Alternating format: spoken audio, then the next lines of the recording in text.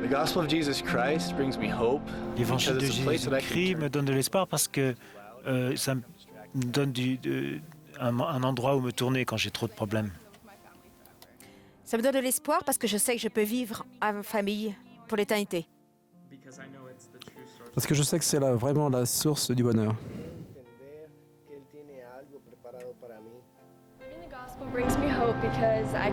L'évangile m'apporte de l'espoir parce que je peux prier tous les jours et me repentir. Dieu est miséricordieux et un faiseur de paix. Et j'ai besoin de miséricorde et de paix.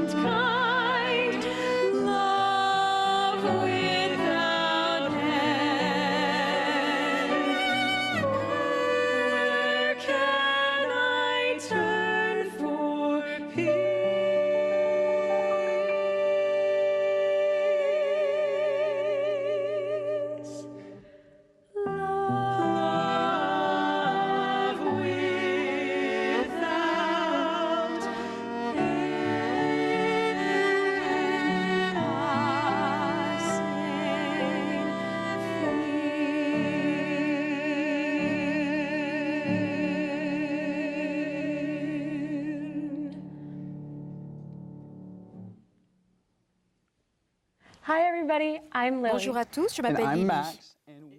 et moi Max, et nous sommes tellement heureux de vous accueillir. Bienvenue à cette veillée mondiale en face-à-face pour les jeunes adultes. Nous venons d'entendre l'hymne Où pourrais-je chercher, merveilleusement interprété par Maren Bills et Zach Wilson et par Kendra Lowe et Leandro Gibson à l'accompagnement. Frère Ulysse Suarez du Collège des 12 Apôtres préside cette émission. Il est accompagné de frère Christensen des 70. Nous vous remercions d'être avec nous ce soir. C'est un honneur pour nous. Merci. Merci. Nous aimerions aussi souhaiter la bienvenue à Sœur Soares et Sœur Christensen ce soir.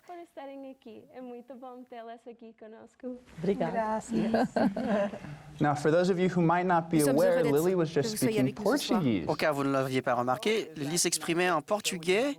Nous espérons que ce soir que ça va être marrant avec toutes les langues.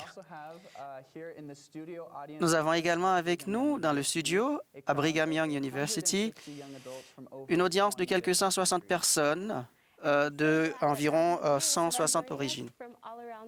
Cela nous fait vraiment plaisir que des milliers d'entre vous à travers le monde puissent se joindre à nous ce soir. On a reçu des milliers de questions pour ce soir et frère Suarez et frère Christensen va répondre à quelques-unes.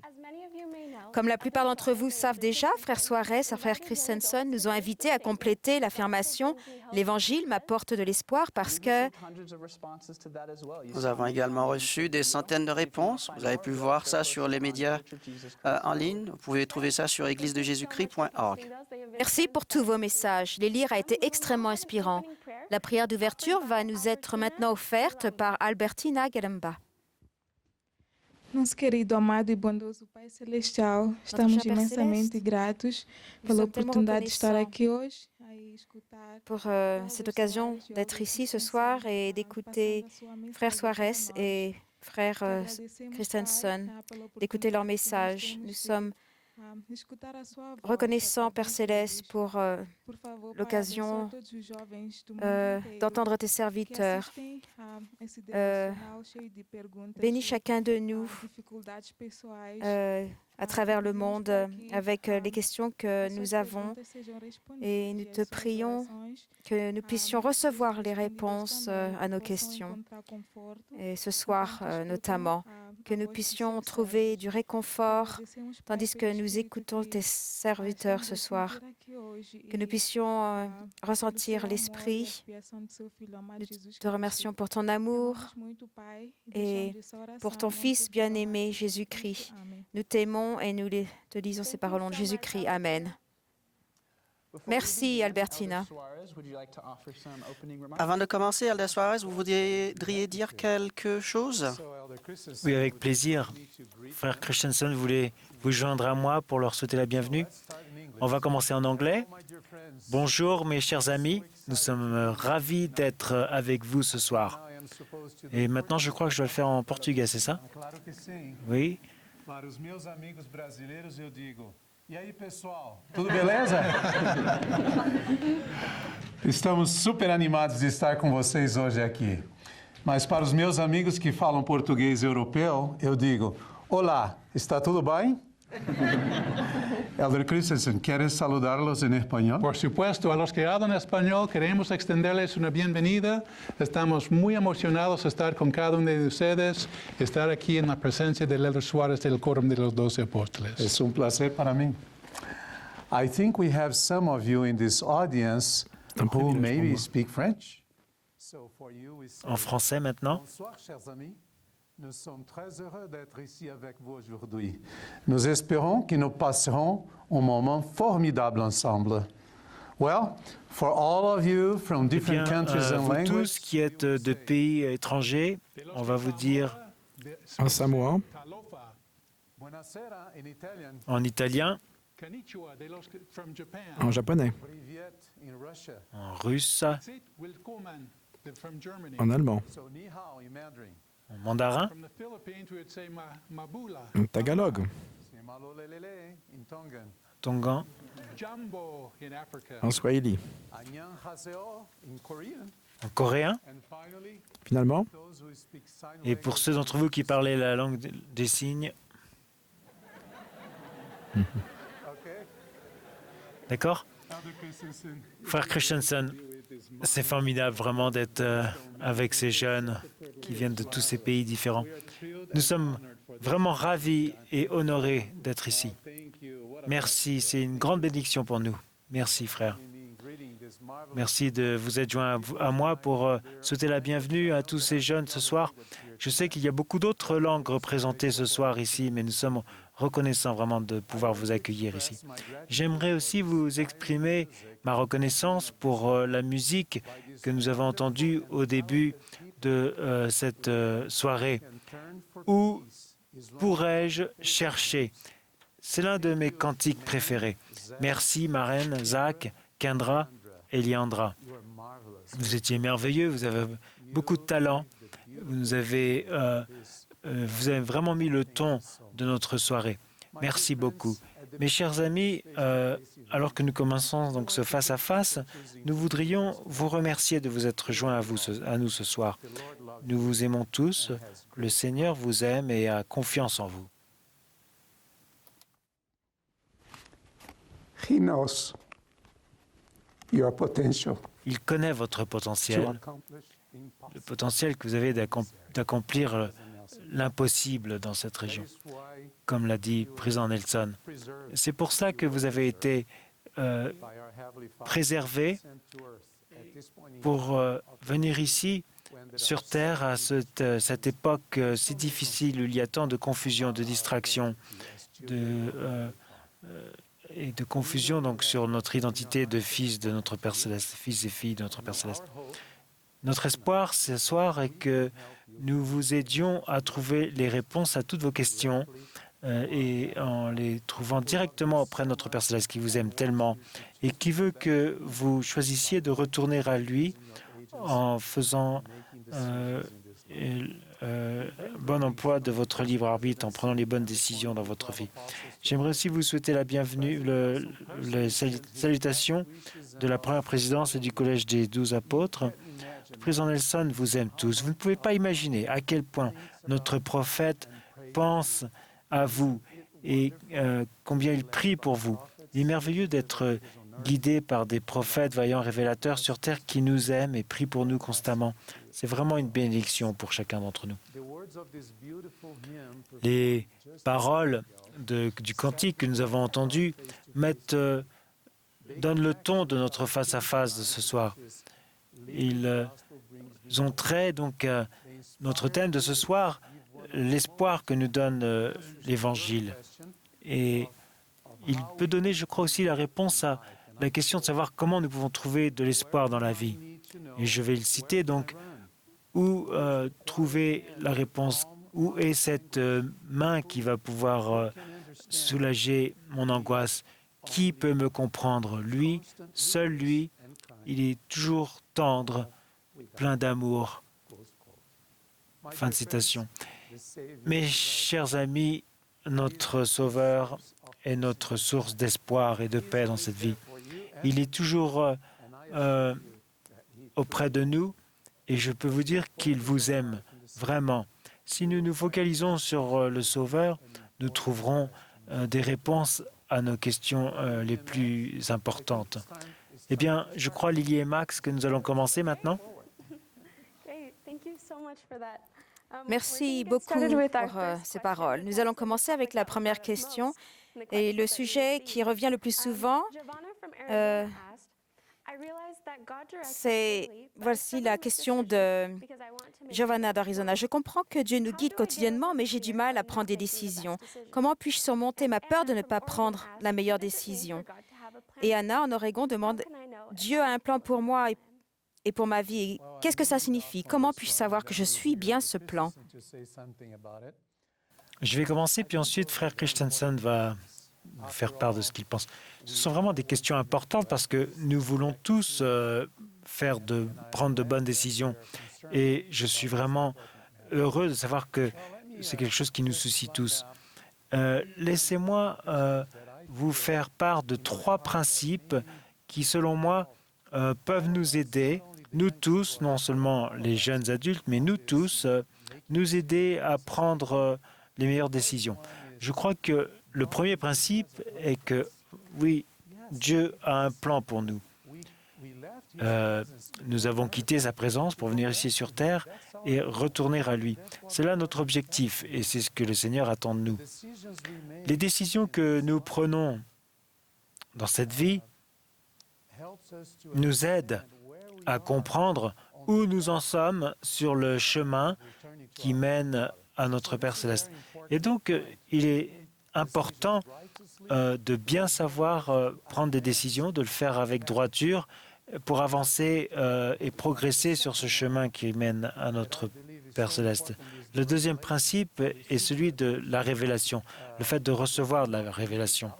On ne peut pas vivre sans révélation. Nous pouvons prier au sujet de nos peurs, nos décisions, nos soucis, les peines que nous ressentons, mais nous devons nous assurer d'être inspirés des cieux, recevoir l'inspiration du Seigneur, parce que sans cela, on ne peut pas prendre les bonnes décisions. Et puis, nous devons prier avec une intention réelle.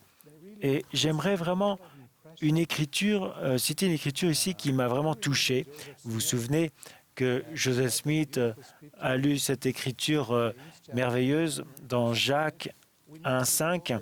Souvent, on se concentre sur le verset 5, mais je crois que les versets 6, 7 et 8 sont tout aussi importants que le verset 5.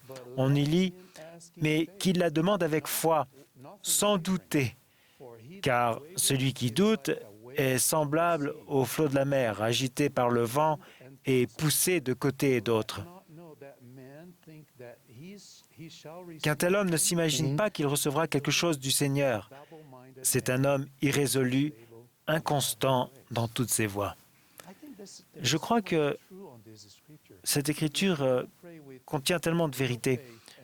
Si nous prions avec une intention réelle, avec le désir d'agir en fonction des réponses que nous recevons, peut-être que le Seigneur y réfléchira à deux fois. Et donc nous devons vraiment faire attention à prier avec une intention réelle et avec l'intention d'agir. Et le Seigneur alors sera toujours disposé à nous aider. Nous devons agir avec foi et nous devons être fidèles dans les actions que nous mettons en place.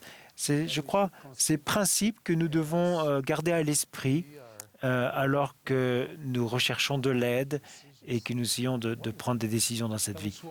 Frère Suarez, en plus du plan et de chercher des révélations, nous sommes ici sur la terre pour apprendre et pour grandir. Et si nous faisons des erreurs, nous pouvons nous repentir, nous pouvons changer, comme le président Nelson nous l'a dit. On peut se repentir chaque jour et on peut s'améliorer ainsi. J'aime beaucoup l'écriture dans la Doctrine et Alliance. Nous devons être engagés dans une bonne cause et faire toutes les choses, beaucoup de choses en exerçant notre libre arbitre. Et si nous faisons le bien, nous connaîtrons notre récompense.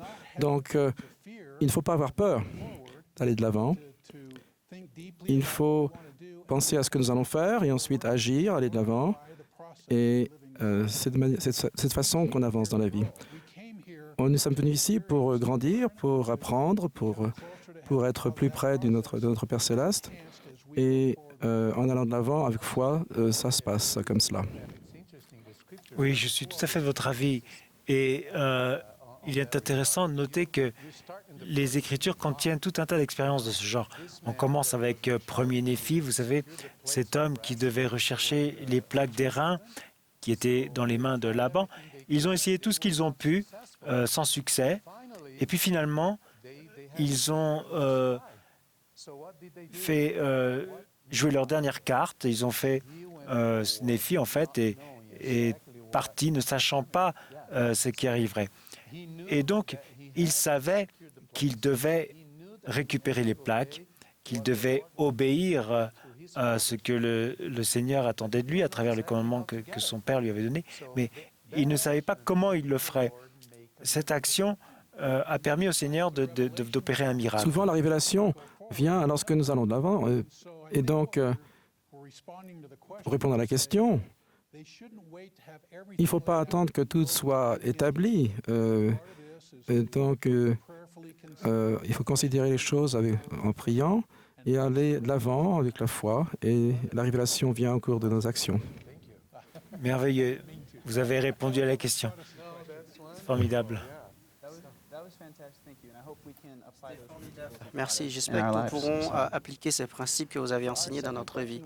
Pour la deuxième question, nous allons essayer quelque chose que nous n'avons jamais fait jusque-là dans un face-à-face. La question va être posée et répondue en portugais. Elder Soares, ça vous va? Pourquoi pas? Beaucoup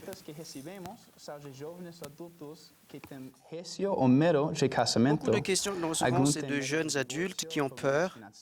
Certains ont peur du divorce, de problèmes financiers ou de choisir, de trouver la bonne personne. Voulez-vous bien partager avec nous votre expérience? Comment avez-vous rencontré votre épouse? Et comment pouvons-nous nous préparer pour le mariage? Oui, je peux le faire. Ce sont des questions importantes et qu'il faut que nous ayons à l'esprit. Et je ne peux pas y répondre sans l'aide de mon épouse. Est-ce que tu peux venir, s'il te plaît? Qu'est-ce que tu pourrais dire au sujet de notre histoire et comment répondrais-tu à ces questions? Bien, quand je suis revenue de ma mission, je suis retournée à l'école et au travail. J'ai assisté à l'Institut, toutes les activités de l'Église et bien sûr, je recherchais un compagnon éternel. J'avais dans mon cœur et dans mon esprit la vision de ce que j'attendais de mon compagnon éternel. Une de ces choses que je recherchais, c'est que mon compagnon éternel mettrait Dieu en premier dans sa vie et ses alliances avec Dieu. Parce que de cette manière, il me mettrait aussi en premier dans sa vie. Je serais sa priorité. Et il mettrait la famille en priorité aussi dans sa vie. Donc c'était la première chose que j'avais à l'esprit. Et j'espérais aussi qu'il serait studieux et qu'il travaillerait. Et j'avais le rêve que nous progresserions ensemble, que nous travaillerions ensemble. Et la troisième chose, c'est qu'il me ferait sourire tous les jours, qu'il me rendrait heureuse, qu'il serait quelqu'un d'heureux et d'enthousiasme et de positif. C'est ce que je recherchais dans mon compagnon éternel et c'est ce que j'ai trouvé en lui. Tant mieux pour moi.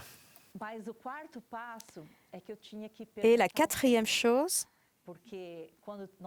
il fallait que je demande à notre Père céleste, parce que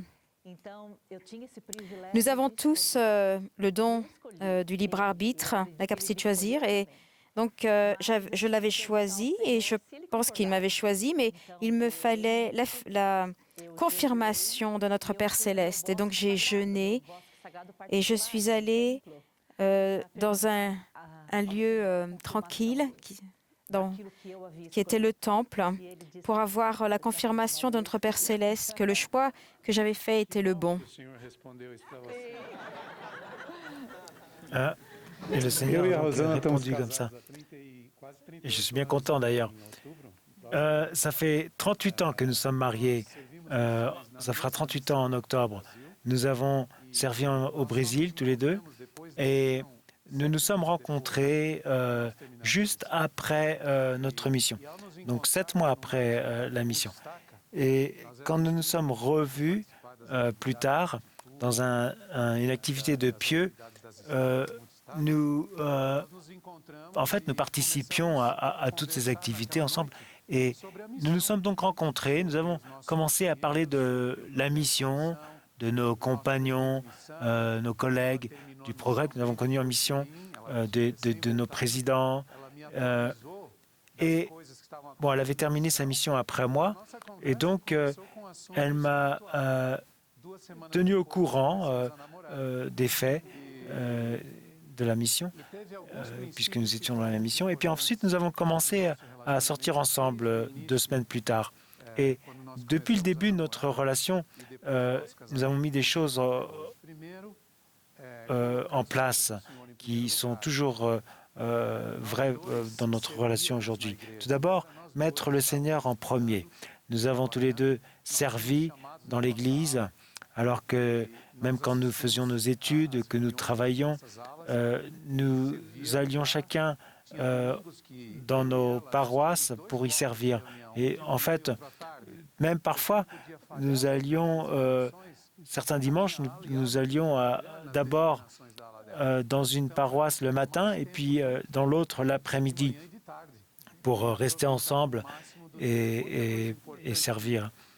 Et puis, autre chose qui était important aussi pour nous dans notre mariage, c'est lorsque nous avons commencé à sortir ensemble, nous allions au temple ensemble le samedi matin. Et nous commencions nos sorties ensemble au temple. Et ça a vraiment mis... c'était un modèle pour nous dans notre relation. Ensuite, nous allions à des activités telles que des films ou toutes sortes de choses. Mais après avoir donc mis ce modèle en place de mettre Dieu en premier dans notre vie. Et puis ensuite, nous avons décidé aussi de suivre tous les commandements des prophètes. Tout ce que les prophètes nous disent viennent de Dieu. On les trouve dans les Écritures et la voix du prophète. Et donc, on a décidé de suivre les instructions du prophète, même dans les simples détails. Depuis le début de notre mariage, par exemple, quand est sorti le document sur la famille, on l'a pris comme une révélation, une écriture. On a donc voulu suivre exactement ce que le prophète enseignait. Il s'y trouve un paragraphe qui dit quelque chose dans le genre que le mariage doit être basé sur les principes du repentir, du pardon, etc. Ça parle aussi des activités, d'avoir des activités saines. Et donc, on a essayé de mettre ces principes en pratique. On était très différents l'un de l'autre et on aimait des choses différentes. Par exemple, j'aime cuisiner, j'aime manger et on est différents de plusieurs points de vue. Mais ce que nous avons en commun, c'est le désir de faire la volonté du Seigneur, de suivre les prophètes et de continuer à mettre en place cette expérience que nous avons depuis le début de notre mariage. Et c'était pour nous vraiment un test, surtout donc, parce que nous venions de familles différentes. Je venais d'une famille assez rigide économiquement, s'agissant des finances, disons. Et quand on parle beaucoup d'économie, de finances. Et on utilise, par exemple, l'exemple du dentifrice. Moi, je ne voulais rien gâcher. Et quand j'allais me brosser les dents, le matin, je trouvais le dentifrice en désordre et écrasé. Ça m'énervait. Et donc, j'en parlais, je disais, chérie, je crois qu'il faut que nous soyons plus économiques. Elle me regardait, elle disait, oui, tu as raison.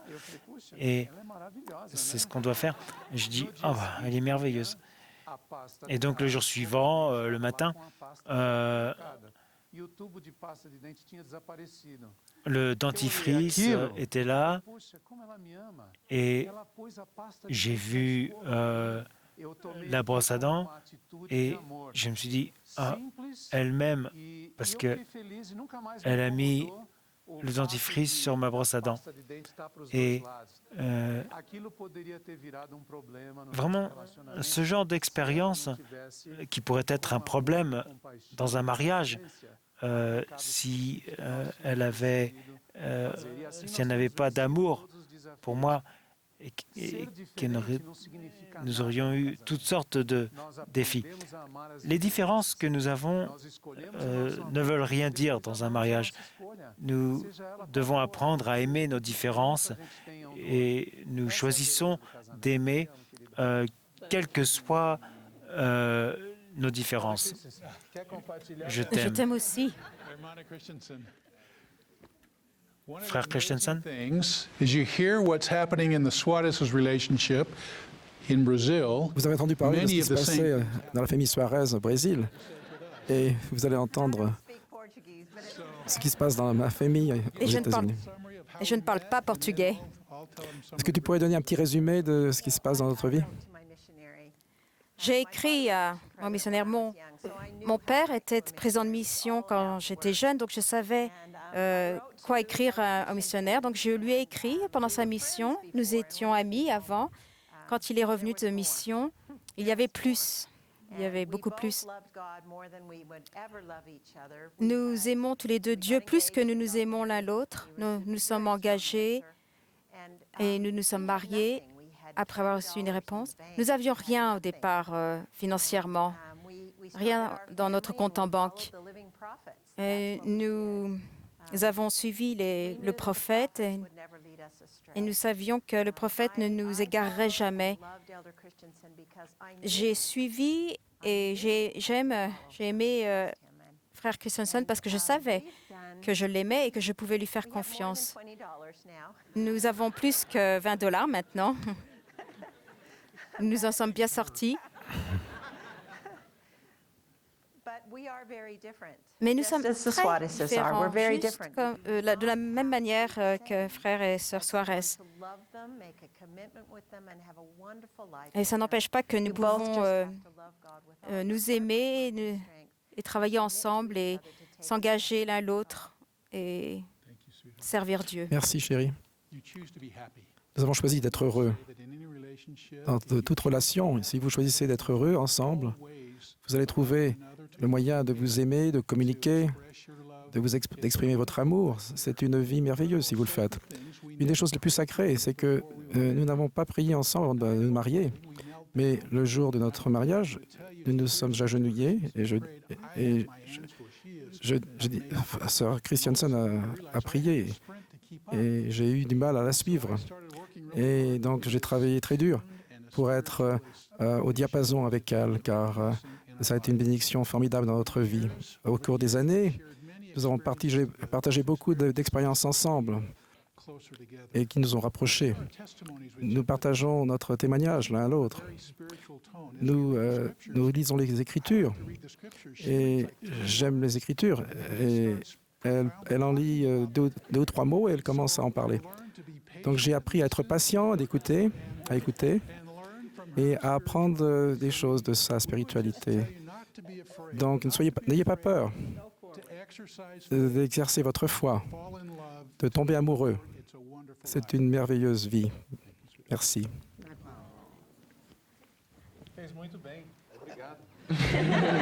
Obrigado. Thank you so much for sharing that advice and those beautiful experiences. Merci and infiniment thank you d'avoir for partagé answering. toutes ces choses avec nous. We understand that we had a few minor difficulties, Nous avons halfway through, des but we difficultés had to be good for the techniques, mais podcast. nous allons continuer Our next question is notre actually about émission. missions. Some of these Nous avons reçu beaucoup de questions au sujet de la mission. Certaines concernaient les retours de mission prématurés. Un jeune homme en Australie qui est rentré plus tôt s'exprime ainsi. Tous les jours, à cause de mon retour de mission prématuré, je ressens beaucoup de haine, de honte et de culpabilité. J'ai l'impression d'avoir échoué dans mon soutien à Jésus-Christ. Comment puis-je me réconcilier avec moi-même et accepter mon service avec honneur? Frère Suarez, merci. Je ne connais pas les circonstances particulières de ce jeune homme qui a posé la question, mais laissez-moi parler en général. Quelquefois, nous nous posons la question si notre sacrifice à Dieu est suffisant. Dans notre appel, par exemple, chaque jour, on s'agenouille et on dit « je fais tout ce que je peux ». Nous croyons qu'un homme doit être appelé de Dieu et les circonstances de l'appel changent. Et Dieu seul le sait. Il ne connaît pas vraiment la fin.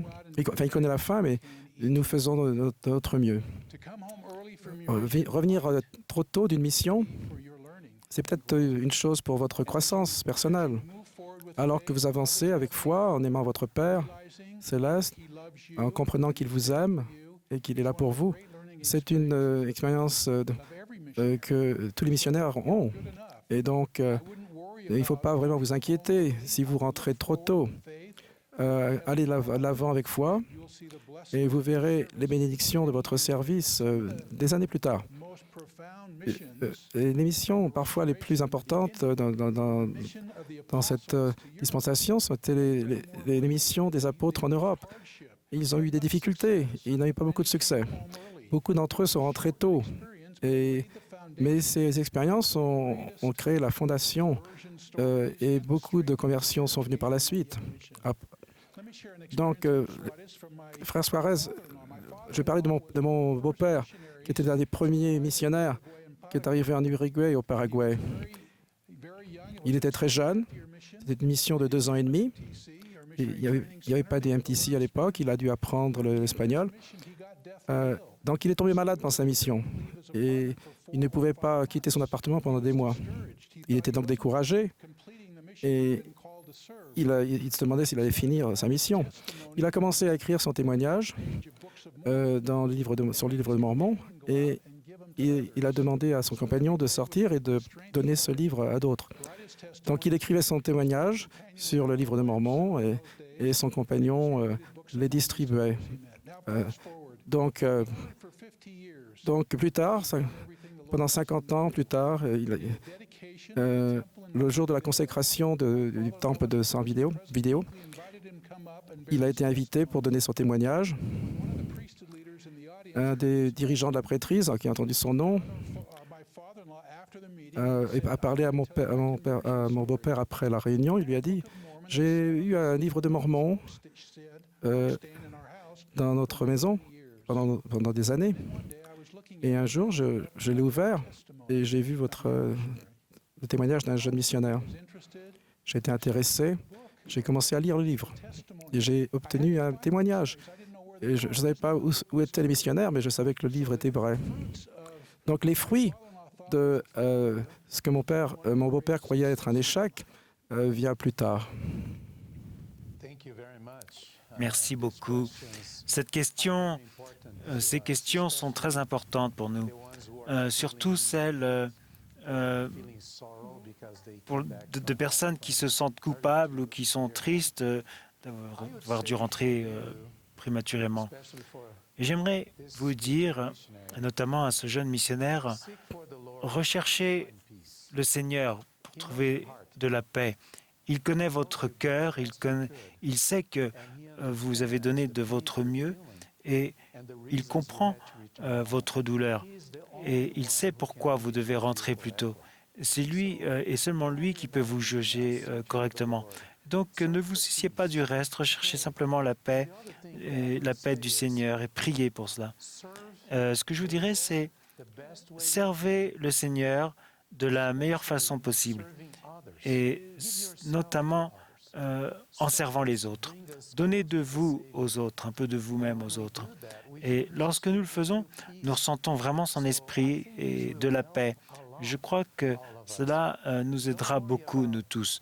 Ne vous souciez pas de ce que vous êtes par rapport aux autres, parce que vous servez plus ou moins que d'autres, mais essayez simplement de servir les autres, de servir le Seigneur. Et je dirais que le président Nelson se focalise tellement sur le temple et l'œuvre du temple, ça nous donne tellement de paix au cœur. Chaque fois que nous allons au temple, on a l'impression d'être aux cieux. On ressent la voix du Seigneur, n'est-ce pas?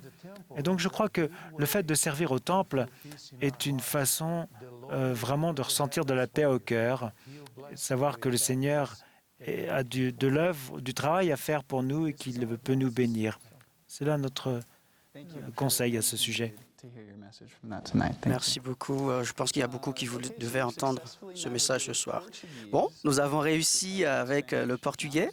Nous allons prendre la prochaine question en espagnol, si cela vous convient.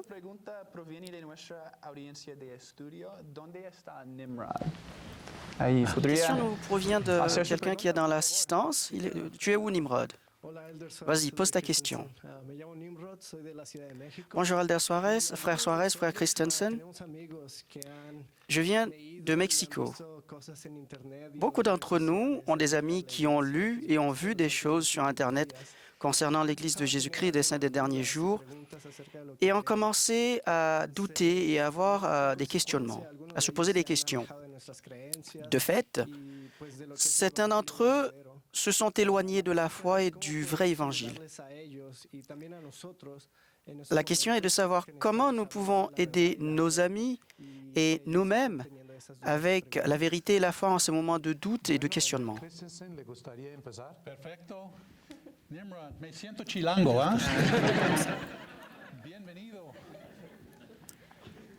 Su pregunta tiene que ver con preguntas. Autre question ¿Y cómo podemos ayudar a los demás que tienen entraîne d'autres questions. y están buscando, leyendo cosas de Tous ceux qui ont des questions, Elder Suárez usó el ejemplo de ceux qui cherchent dans Internet, y la verdad, preguntas frère, son muy buenas. le prophète Joseph Smith est un exemple parfait. La restauración Cette église a été fondée pregunta de un joven que estaba buscando grâce à des questions, y Elder car le Suárez prophète Joseph Smith cherchait la vérité. dos versículos muy Je vais simplement lire 2 versets El primero, qui sont très connus. y si alguno Le premier, de vosotros tiene falta de sabiduría, si vous avez Dios, des quien questions, da a todos abundantemente, demandez à Dieu, y le será qui dado. peut donner à tous, Pregúntala, et vous la recevrez.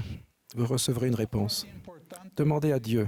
de la C'est une chose importante à propos de cette expérience de Joseph Smith. explicación, Si nous cherchons quelque chose no à propos de l'Église, a menos que buscamos las respuestas a la vous trouverez la fuente réponse de la verdad. si Y una de las vous cosas adressez más importantes de la directement à la source de l'information, c'est-à-dire Dieu, dans ce cas. Cada uno podemos recibir a través del Chacun d'entre nous peut recevoir des réponses par l'intermédiaire du Saint-Esprit. Il y a une différence à propos du doute et de la question. L'Écriture, à propos du doute, nous dit « Recherchez avec foi y echada de una parte a otro. Las Et, dudas de las cosas que ya sabemos le doute es muy peligroso. à propos des choses que nous connaissons. Oui. Aconsejando un amigo que Quand je donne des conseils à un ami qui pose des questions, qui a des doutes, al su j'essaye de testimonio, de- si fuera un misionero de le ramener au commencement. y preguntarle en cuanto a su Donc, s'il a fait une mission, je lui demande de se rappeler sa mission et le fait qu'il a enseigné les autres. pedir él mismo Et a Dios je lui demande à cette personne de lire le livre de Mormon à nouveau et demander à Dieu el Espíritu. qu'il ait le sentiment donc, de la vérité. Las preguntas es Le doute est como dangereux. recibimos revelación. Les questions sont une manière de recevoir de la révélation. En el proceso C'est de aprender, à chaque fois que al leer las nous apprenons quelque chose, muchas preguntas, quand nous pero no lisons les Écritures avec beaucoup de questions, porque sé las je n'ai pas de doute. y estoy Je sais que ampliar, les choses que je sais sont vraies. profundizar mis Mais- sentimientos y escuchar. Mais on peut avoir davantage de connaissances Está bien, en se reposant sur le Saint-Esprit. Creo que me gustaría decir algo acerca de esto. J'aimerais ajouter quelque chose à votre réponse. a la fuente. Vous avez parlé du fait d'aller à la source de toute vérité. Quelquefois, nous allons de l'avant en lisant simplement ce que nous lisons sur Internet ou dans des livres ou des choses que des gens que nous n'avons pas besoin de connaître ont écrit. Et on oublie de faire vraiment ce qui peut nous aider. Des choses telles que lire les Écritures, prier, aller au temple, aller à l'église, participer aux classes d'institut. Lorsque nous n'allons que vers les ténèbres, nous créons un déséquilibre dans notre vie. Et la lumière et les ténèbres ne peuvent pas cohabiter. Nous avons soit l'un, soit l'autre. Lorsque nous tournons notre cœur vers la lumière, alors les ténèbres disparaissent. Et c'est là le problème que nous avons quelquefois. nous focalisons simplement sur les choses des ténèbres et nous oublions de lire les choses qui nous apportent de la lumière. Et j'aime beaucoup cette écriture des Doctrines et Alliances dans la section 88, le verset 77, dans lequel on lit « Et si votre œil se focalise sur la lumière, vous aurez de la lumière dans le cœur. Si vous avez l'œil fixé uniquement sur ma gloire, votre corps tout entier sera rempli de lumière. Il n'y aura pas de ténèbres en vous. » Et donc, c'est comme ça que nous trouvons les réponses aux questions que nous nous posons. Il faut donc aller de l'avant avec foi et ressentir la lumière. C'est comme ça que nous allons de l'avant, n'est-ce pas? Est-ce que ça répond à votre question? Perfecto. Oui, parfaitement. Merci beaucoup, frère. Me gustaría escuchar a ustedes. ¿Qué piensan ustedes acerca de esto? J'aimerais que vous nous disiez ce que vous en pensez, vous. Peut-être que vous avez ce genre de problème, de difficulté. Est-ce que vous voudriez faire quelques commentaires à ce sujet?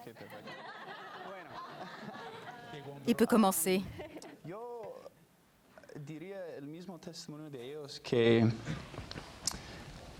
Jamás vamos a satisfacer nuestras necesidades espirituales buscando de fuentes mundanos. Nous ne trouverons pas satisfaction à nos besoins spirituels en recherchant à de mauvaises sources. Nous devons chercher à la source de toute vérité.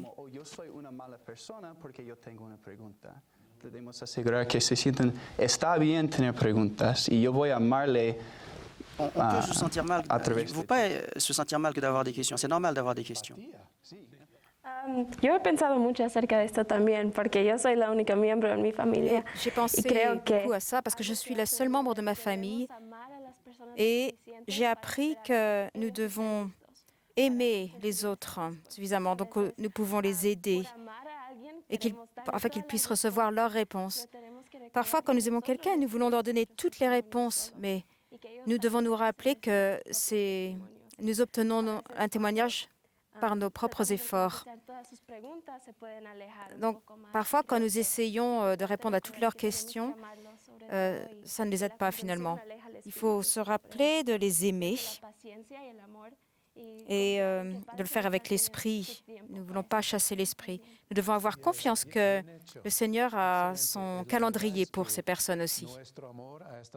Ouais, merci. Oui.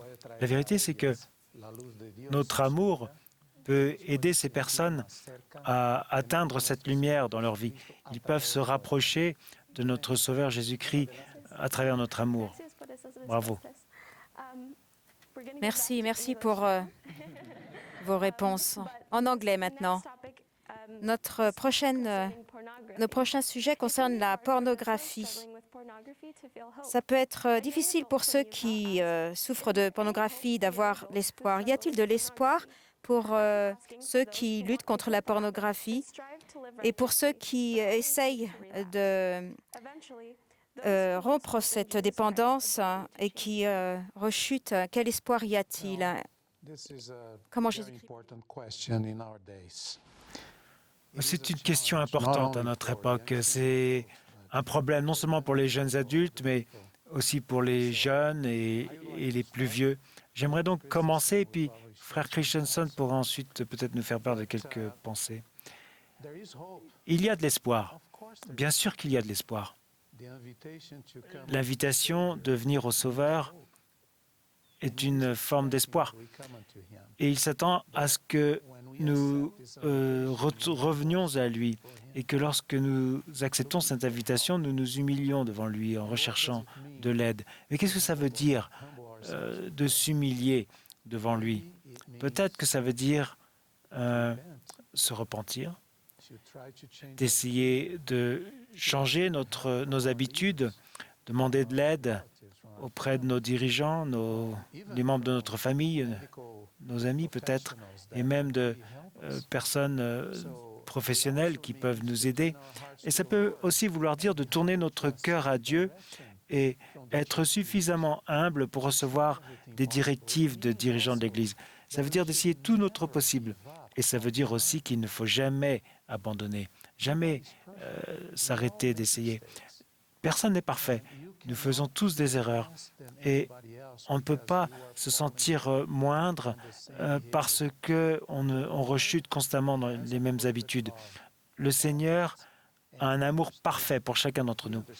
Et il comprend nos difficultés, notre angoisse, nos problèmes. Et donc, si vous tournez vers lui, bien sûr que le Seigneur vous aidera à résoudre ces problèmes.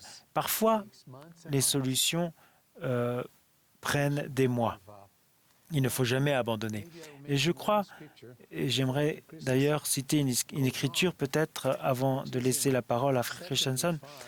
Celle-ci se trouve dans 2 Néphi 25, 23. Car nous avons œuvré diligemment pour amener nos enfants, pour persuader nos enfants et aussi nos frères de croire au Christ et d'être réconciliés avec Dieu, car nous savons que c'est par la grâce que nous sommes sauvés, après tout ce que nous pouvons faire. Mes jeunes, nous pouvons faire certaines choses et Dieu peut en faire d'autres.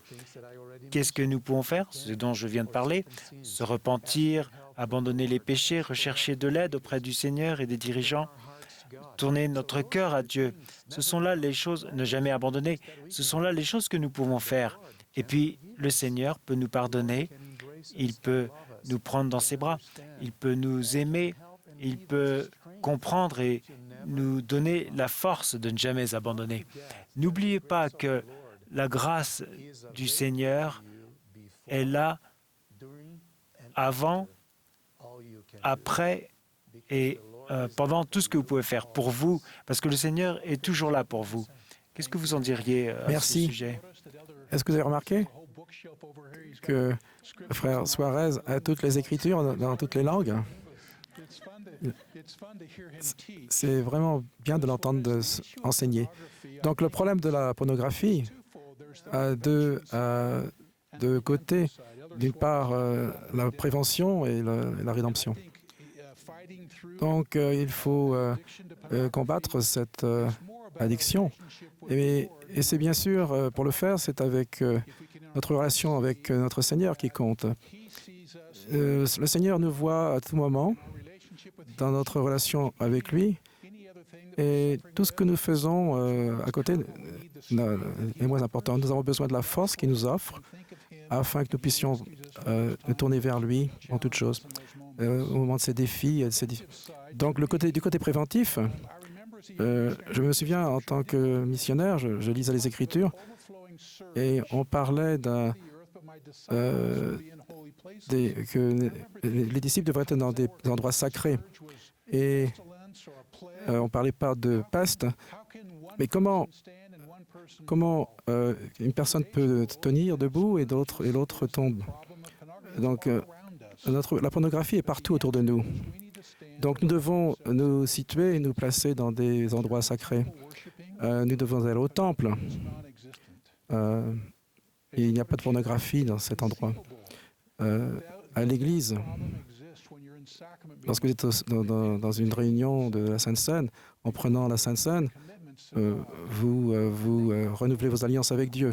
Et votre maison, votre appartement doit être également un lieu sacré. Et quand vous allez là, pensez à la nature sacrée de votre vie et au caractère sacré de ces endroits. Donc l'idée de rester dans des endroits sacrés, c'est une manière de se protéger. Nous allons être confrontés à ces défis par l'intermédiaire des médias, mais notre Père Céleste et son Fils Jésus-Christ sont là, et c'est l'importance donc, de notre relation avec eux qui compte. Tout à fait. Merci, frère Christensen.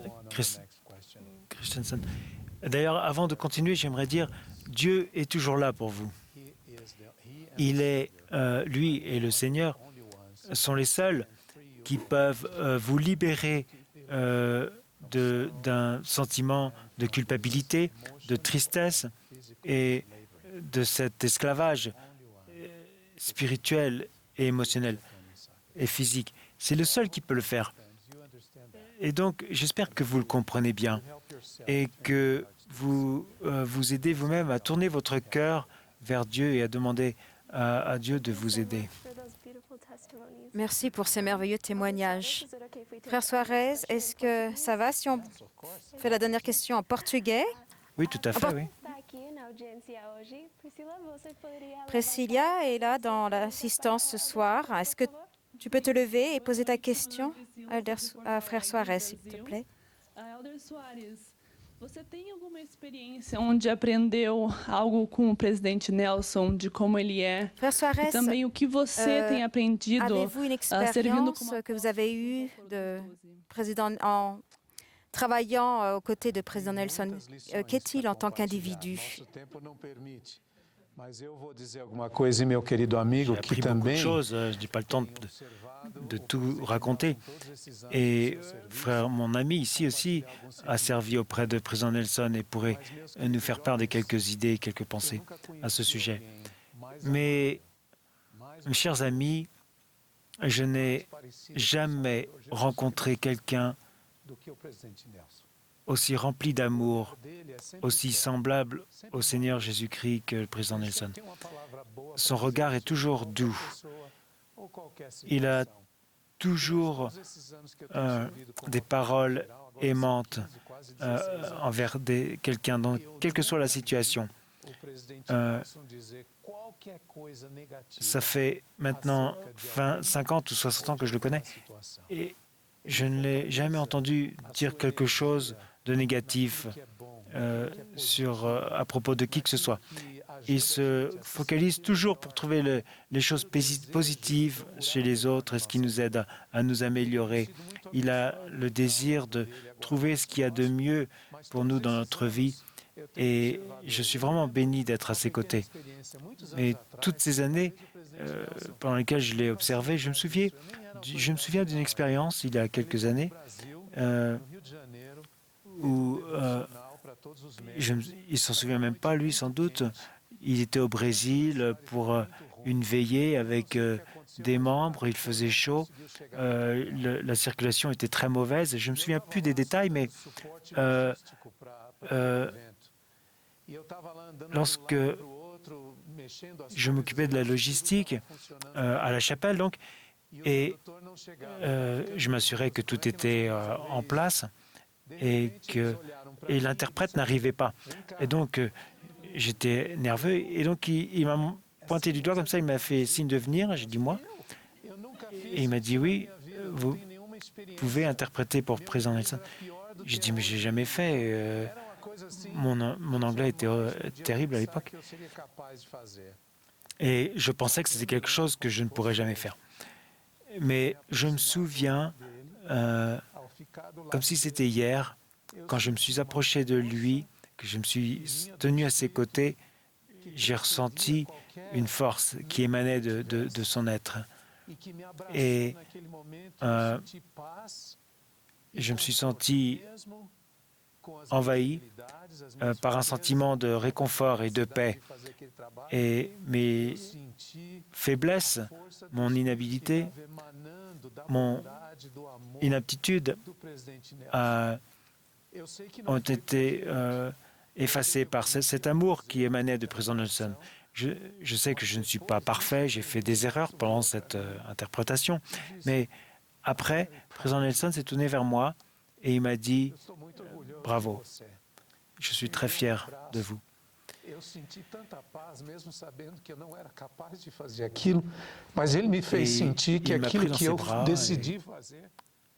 Même si moi-même, je ne me sentais pas capable. Et il s'est assuré de me faire comprendre que c'était quelque chose, que j'avais fait quelque chose d'acceptable aux yeux du Seigneur. J'ai ressenti quelque chose que je ne pourrais jamais décrire. C'est vraiment la personne la plus proche de Jésus-Christ que j'ai jamais rencontrée dans ma vie.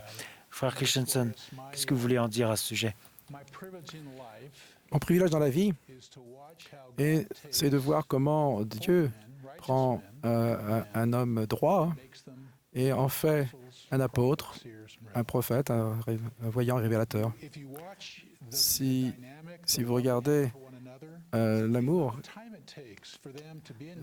le temps qu'il faut dans le temple pour prier, et la courtoisie et le travail qu'ils font ensemble afin que ces 15 hommes puissent faire la parole de Dieu, puissent la volonté de Dieu. C'est vraiment formidable. Donc, il y a un an, lorsqu'il a été appelé comme apôtre, nous allons voir cette chose. Nous allons voir comment Dieu prend un homme droit, et en fait un prophète, un voyant et révélateur. Je voudrais partager une expérience avec le président Nelson. Il y a un an, en janvier, je savais ce qui se passait dans le temple à Salt Lake. Je savais qu'il avait été appelé et mis à part comme président du temple, président de l'Église. Et je lisais quelque chose à propos des prophètes. Et j'ai étudié les prophètes toute ma vie et j'ai trouvé une écriture qui montre ce qui se passe. Comment c'est arrivé au président Nelson, qui était d'abord un apôtre et ensuite qui est devenu président de l'Église. Dans la section 101, 91-92, donc son devoir est de présider toute l'Église et d'être un voyant, un révélateur, d'avoir tous les dons de Dieu qu'il donne à la tête de l'Église. Donc le président Nelson était préparé toute sa vie. Mais lorsque nous avons vu cette transition, nous avons pu voir notre Père Céleste et son Fils bien-aimé Jésus-Christ donner à notre prophète tous les dons spirituels. C'était merveilleux de voir cela et d'appartenir à l'Église et de voir que cette Église de Dieu, de Jésus, est dirigée par un prophète. Et nous savons que c'est vrai. Nous le voyons de plus près que vous, depuis qu'il est prophète. Na conferência passada, o presidente Nelson falou sobre arrependimento. Dernière chose, lors de la dernière conférence, le président Nelson a parlé du repentir et a expliqué ce que voulait dire le repentir, que c'était un changement, le changement de façon d'agir, même jusqu'à notre façon de respirer, il disait, et de prendre soin de notre cœur. Je dirais que Frère Nelson est un exemple de ce qu'il enseigne. Tous ces discours, il les met en pratique avant de les enseigner. Et c'est pour ça, je crois que il a lui-même appliqué ce principe du repentir dans sa vie et s'est transformé de telle sorte que je crois qu'il est maintenant la personne qui est devenue. Et je me souviens, au cours des répétitions, vous avez fait cette remarque, si vous voulez bien que je partage, vous avez dit le prix que les sacrifices payent pour recevoir des révélations, nous aurons moins de doutes concernant ce processus. Merci. La question suivante porte sur la différence entre les procédures dans l'Église et la doctrine qui sont figées et éternelles. Ça a été posé par un jeune adulte d'Allemagne qui voudrait savoir quelle est la différence entre les enseignements de l'Église et qui sont figés et les choses qui sont changeables, qui peuvent être changées. Moi, j'aimerais bien pouvoir répondre à la question en allemand, mais je ne peux pas le faire. Je vais laisser Frère Christensen nous faire part de ce qu'il pense, mais avant cela, j'aimerais faire référence à une écriture merveilleuse alors il faut le livre en anglais, qui était à la fin de son ministère, donc avant de retourner à Dieu. Il s'est réuni avec ses apôtres et il leur a donné un commandement très intéressant. Dans Matthieu 27, il a dit « Allez et enseignez toutes les nations, les baptisant au nom du Père et du Fils et du Saint-Esprit, leur enseignant à observer tout ce que je vous ai commandé. C'est pour ça que je suis avec vous jusqu'à la fin du monde. » Nous savons que Jésus-Christ était envoyé à la maison d'Israël, n'est-ce pas? Il a été envoyé à prêcher l'Évangile à la maison d'Israël. Mais ici, la procédure change. Il a demandé à ses apôtres, à la fin de la 3e année de son ministère, il demande à ses apôtres d'aller instruire l'Évangile à toutes les nations, ce qui inclut également les gentils, qui n'étaient pas très bien vus par les Juifs, la maison d'Israël. C'était un changement de procédure, n'est-ce pas? Et les apôtres ont eu quelques difficultés à le mettre en pratique. Vous vous souvenez de la conversion de Cornelius, le centurion? C'était un gentil, n'est-ce pas?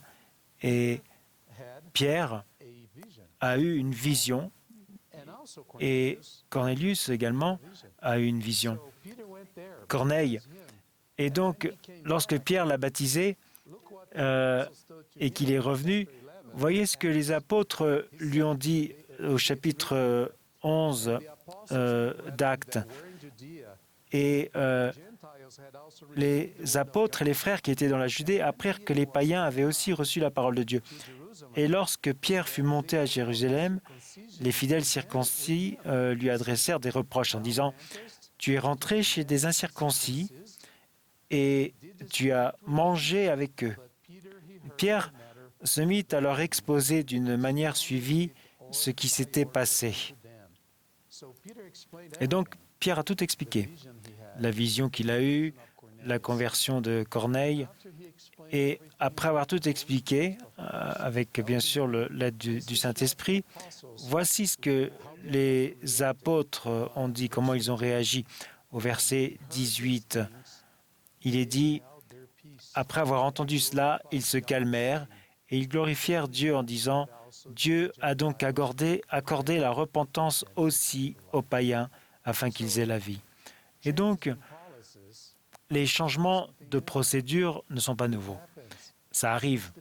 Depuis le début, c'est arrivé. Le Sauveur lui-même a changé la procédure. Et il a demandé à ses prophètes, voyants et révélateurs de faire la même chose selon les besoins. Le Seigneur leur a demandé d'aller prêcher l'Évangile à tous, à tout le monde, y compris les gentils. Et c'est ce qu'ont fait les apôtres. Ils ont eu des difficultés à faire, mais Pierre a expliqué finalement avec l'Esprit et ils l'ont accepté. Frère Sarez, c'est une bonne réponse. C'est une question importante. De ma perspective, je vois la doctrine du Christ, qui inclut le plan de salut, l'expiation de Jésus-Christ, qui est au centre du plan, avoir foi en lui, se repentir, être baptisé, l'autorité de la prêtrise. Toutes ces doctrines riches qui existent dans la véritable Église sont de Jésus-Christ, ne changeront jamais. Elles ont toujours été les mêmes depuis le début.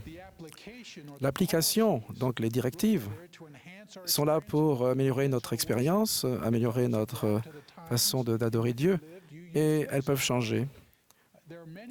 Il y a beaucoup d'écritures qui sont des changements de directives. On n'offre plus de sacrifice du premier-né dans nos troupeaux. Donc, ce que je veux dire, donc le sacrifice éternel du Fils de Dieu et l'expiation. Et donc, maintenant, autrefois, nous adorions le samedi, maintenant c'est le dimanche. Donc, ce sont des changements qui nous permettent d'appliquer la doctrine au cours de l'histoire. Mais Dieu permet à ses serviteurs de voir que nous pouvons être en paix, grâce à la façon d'appliquer la doctrine dans notre vie. Il faut avoir la confiance que les doctrines essentielles sont là, le plan de salut, le plan du bonheur, l'expiation de Jésus-Christ, sont des choses essentielles. Le temple, toutes les choses qui rendent notre vie une vie alignée sur celle de Dieu ne changent pas. Merci beaucoup. Merci, j'ai vraiment ressenti l'esprit en écoutant votre réponse. Donc, c'est triste, mais notre émission touche à sa fin. Est-ce que c'est possible de vous poser une dernière question? Oui, bien sûr. Après la dernière question et les témoignages, nous aurons la prière de clôture par Chun Shun Won de Taïwan. Et à la suite de cette émission, vous pourrez retrouver l'émission sur le site de l'Église, dans la bibliothèque, dans la section des jeunes adultes. Nous vous encourageons également à mettre en ligne vos commentaires. Lorsque vous mettez vos commentaires, utilisez le hashtag YA face à face, pardon. Donc, notre dernière question. Nous entendons toujours qu'il faut avoir l'espoir, garder de l'espoir pour l'avenir. Nous entendons parler des familles et parfois les bénédictions d'avoir fondé une famille ne viennent pas. Que faire quand cette bénédiction que vous désirez n'arrive pas? Et surtout quand tout le monde autour de moi obtient ces bénédictions que je cherche à obtenir moi-même. Comme nous le disions au début, le Seigneur est notre espoir. Et s'il est au centre de notre vie, nous avons toujours de l'espoir. Nous aurons toujours des difficultés, des défis dans notre vie. La question est de savoir, parfois, nous ne connaissons pas le calendrier du Seigneur, en quelque sorte. Nous avons bien sûr nos désirs, nos anxiétés, nos soucis, nos sentiments, et nous voulons que les choses arrivent à un certain moment, à un moment donné, mais le calendrier du Seigneur diffère du nôtre. Et donc, un disciple doit faire preuve de foi, de confiance dans le calendrier du Seigneur, et qu'il nous bénira selon sa volonté et nos désirs justes. Et que nos sentiments, donc des sentiments sur les choses que nous voulons voir arriver dans notre vie. Frère Christensen, vous vouliez ajouter quelque chose? Simplement ajouter, frère Suarez, nous espérons beaucoup de choses. Nous espérons beaucoup de choses dans notre vie.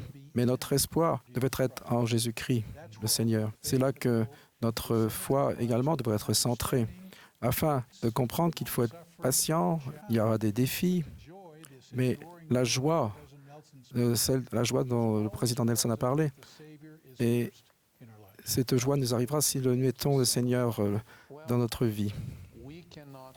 Tout à fait, merci beaucoup. Nous ne pouvons pas conditionner notre foi sur aux réponses immédiates que nous obtenons. Le Seigneur nous aime, il nous bénit selon sa volonté. C'est comme ça que ça marche avec le Seigneur Jésus-Christ. Jusqu'au dernier moment de sa vie, il a prié Dieu et il a dit non pas ma volonté, mais ta volonté. Et donc, il était immuable et dans sa mission, dans sa responsabilité, alors qu'il savait très bien combien il souffrirait. Et donc, je vous invite à faire confiance au Seigneur.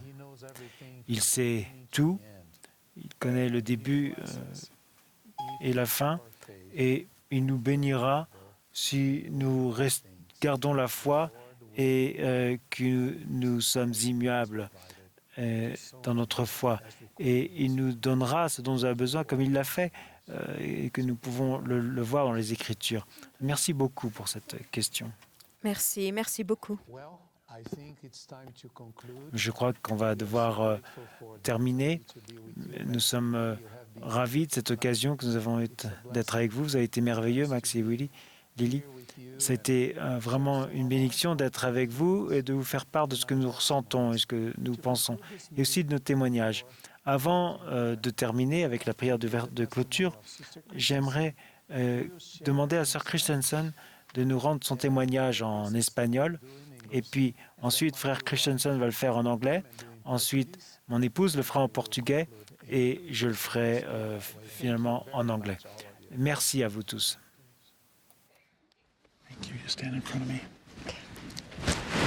Queridos hermanos y hermanas, es una bendición, es un privilegio de estar aquí en su presencia esta noche. C'est une bénédiction et un privilège d'être avec vous ce soir.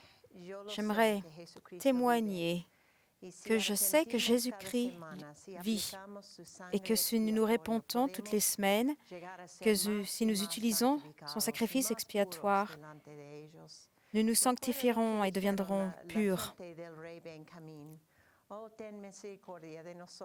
Y aplica la sangre expiatorio a de ce nuestros que le peuple debilidades du roi Benjamin a dit.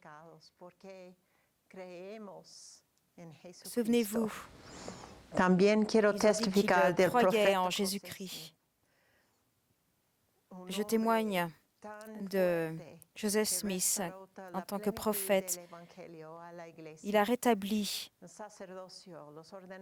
la plénitude de l'Évangile, les ordonnances du baptême, les ordonnances dans le temple, du temple. Je suis reconnaissante pour le sacrifice expiatoire, pour le livre de Mormon et du témoignage de Joseph Smith du fait qu'il a donné sa vie pour la restauration de l'Église. Je sais aussi que le président Nelson est le prophète. Il est la parole. À travers lui, le Seigneur s'exprime. Et je vous dis ces choses au nom de Jésus-Christ. Amen. Frères et sœurs, nous vous aimons. Elder Suarez began, he Comme frère expressed the Suarez love l'a of the dit, first presidency. il a exprimé l'amour de la première présidence et j'ai vu comment cet amour vous touche. Il prie à votre sujet. Nous aimons chacun d'entre vous. Je vous témoigne que Dieu et notre Père Céleste aime ses enfants. Je ressens cet amour par l'intermédiaire du Saint-Esprit. Que Jésus-Christ a fait quelque chose que nous pouvions nous faire nous-mêmes, afin que nous soyons purifiés, que nous puissions retourner à la présence de Dieu. Il est la tête de cette Église. Il dirige les affaires de cette Église. Il nous dirige afin de retourner dans la présence du Père Céleste. Je vous témoigne que Dieu et Jésus-Christ ont apparu à Joseph Smith lorsqu'il était jeune, afin que toutes les bénédictions nous touchent dans cette dispensation de la plénitude des temps. J'ai un témoignage personnel et du prophète aujourd'hui. Je vous témoigne qu'il prêche comme Dieu, pour Dieu, et il fait ce que nous devons faire en ce temps. Je sais que le livre de Mormon a changé ma vie. Nous avons partagé notre amour avec vous et nous le faisons au nom de Jésus-Christ. Amen. Eu amo muito meu Pai Celestial. Eu amo muito o Salvador J'aime Jesus mon Père Cristo. Céleste. J'aime mon Sauveur Jésus-Christ. Je ressens leur amour pour moi. J'ai le grand désir de garder les commandements et les alliances que j'ai faites parce que je les aime. Je sais que le président Nelson est le prophète maintenant sur Terre. Je sais que les Écritures peuvent nous apporter des réponses et que toutes les fois que nous recevons nos réponses, je reçois des réponses, surtout quand je m'agenouille en prière devant mon Père Céleste, au nom de Jésus-Christ. Amen. Merci, c'était vraiment un moment merveilleux d'être ici avec vous tous ce soir. Comme je l'ai dit au début, vous êtes une génération spéciale. Nous vous aimons tous. Nous sommes tellement reconnaissants pour tout ce que vous faites dans le royaume de Dieu. Alors que nous terminons ce face-à-face d'aujourd'hui, j'aimerais que vous vous souveniez d'une chose. Si vous deviez tout oublier, tout ce que nous avons parlé, dit ce soir ici ensemble, j'aimerais que vous vous souveniez d'au moins une chose, que Dieu vous aime. Dieu est là, à vos côtés. Il est là dans les moments de défis, de tristesse, de doute, dans les moments où nous avons du bonheur. Il est là, toujours à nos côtés. Les Écritures sont incroyables. On y voit comment les prophètes, ce qu'ils ont appris, comment ils ont appris à reconnaître l'amour de Dieu. J'ai été touché par Néphi, vous savez que c'est un de mes héros dans les Écritures. J'étais touché par son expérience il voulait savoir tout ce que son père avait vu dans la vision de l'arbre de vie. Lorsqu'on va au chapitre 11, il est dit, car il arriva que j'eus le désir de connaître les choses que mon père avait vues, et croyant que le Seigneur était capable de me les faire connaître, et que tandis que j'étais assis à méditer dans mon cœur, je fus ravi dans l'Esprit du Seigneur, oui, sur une montagne extrêmement haute que je n'avais encore jamais vue, sur laquelle je n'avais encore jamais mis le pied. Et l'Esprit me dit, « Voici, que désires-tu » Et je dis, « Je désire voir les choses que mon Père a vues. » Néphi croyait son père. Il savait que ce que son père avait enseigné était vrai. Et du fait de la croyance qu'il avait, il voulait voir la même chose que son père. Et donc, l'Écriture continue en disant que Néphi a reçu l'occasion donc de voir ce que son père avait vu. Et on lui a posé une question assez difficile pendant ce passage. Au verset 16, il est dit, « Et il me dit, connais-tu la condescendance de Dieu ?» La réponse de Néphi, je crois, peut nous aider vraiment à avoir de l'espoir de pouvoir vivre dans ces jours difficiles. Il a dit, et je lui dis, je sais qu'il aime ses enfants, néanmoins, je ne connais pas la signification de tout. C'était Néphi, un jeune adulte qui avait ses défis et qui essayait d'aider son père à faire face à ses frères qui murmuraient. Mais il savait que Dieu l'aimait, ne sachant pourtant pas toutes choses et ne connaissant pas la signification de tout. Il savait combien le Seigneur l'aimait.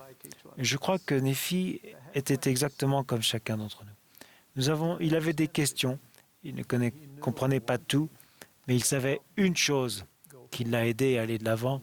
Il savait que Dieu l'aimait. Et c'est ça que nous devons savoir nous-mêmes, mes chers amis. Si nous le savons, alors tout sera plus facile dans notre vie.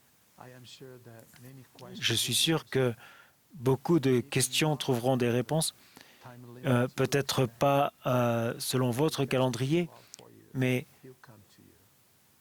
il nous est, du fait de l'amour qu'il a pour vous, il vous touchera, il viendra à vous. Ici ou peut-être de l'autre côté du voile. Il y a des choses que nous ne comprendrons pas dans cette vie, mais que nous comprendrons de l'autre côté du voile. J'avais des questions et j'ai reçu des réponses à ces questions par les prophètes, voyants et révélateurs. J'ai trouvé des réponses alors que j'étudiais les Écritures et que j'apprenais à connaître l'amour que Dieu avait pour moi.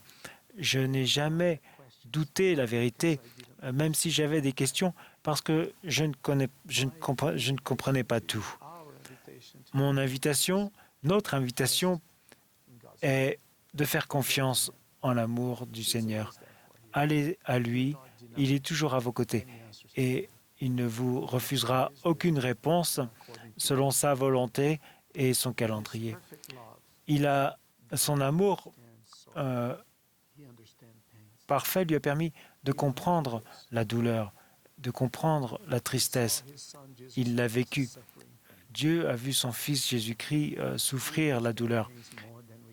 Il comprend la douleur mieux que nous ne pouvons l'imaginer. Et donc, il comprend notre douleur et notre tristesse. Nous vous aimons, mes chers amis. Je veux vous rendre témoignage que je sais que Dieu vit. Il vit. Et il a un plan pour vous et pour moi. Nous avons quitté sa présence avec la promesse de retourner à lui. Soyez sûrs de faire des choix en accord avec le plan que Dieu a pour nous. Et le reste viendra selon nos besoins. Jésus est le Christ, il est le Sauveur, il a donné sa vie pour mettre en place le plan de Dieu, parce qu'il l'a fait de par son amour pour Dieu et pour nous. Nous avons reçu cet amour et nous pouvons en jouir si nous suivons les commandements, si nous essayons de tourner nos cœurs au Seigneur Jésus-Christ. Il vit, je sais qu'il vit, et il dirige cette Église à travers ses prophètes, voyants et révélateurs à notre époque. Et tout ira bien si nous les suivons. Sinon, nous nous mettons en danger. Nous vous aimons, il vous aime, Dieu vous aime, Dieu vit, Jésus est le Christ, il est le Sauveur du monde, et en son nom, en tant que l'un de ses oints, je vous laisse une bénédiction qui vous donnera du courage d'aller à lui et ne sachant pas forcément tout avant la fin. Et si vous suivez les enseignements de ces prophètes, tout ira bien. Le Seigneur vous donnera ce dont vous avez besoin, comme il l'a fait avec tous ces prophètes, voyants, révélateurs, y compris le président Nelson. Il vous a donné, et à vous et à moi, il nous a donné ce dont nous avions besoin. Et je vous répète à quel point nous vous aimons et que Dieu vous aime. Et je le dis au nom de Jésus-Christ. Amen.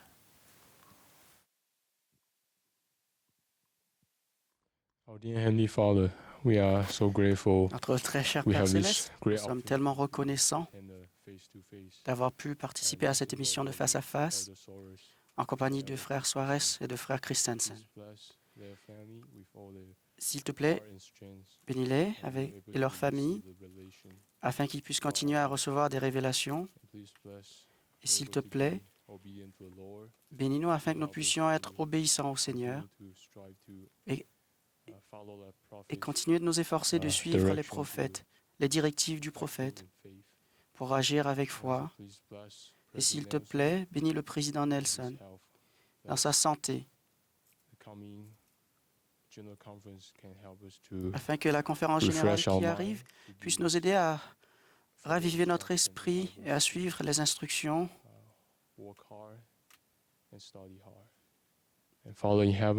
Père Céleste, nous sommes tellement reconnaissants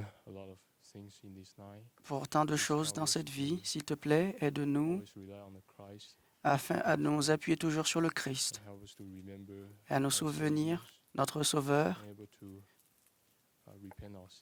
que nous repentir de nos péchés. C'est notre prière, humblement, au nom de Jésus-Christ. Amen.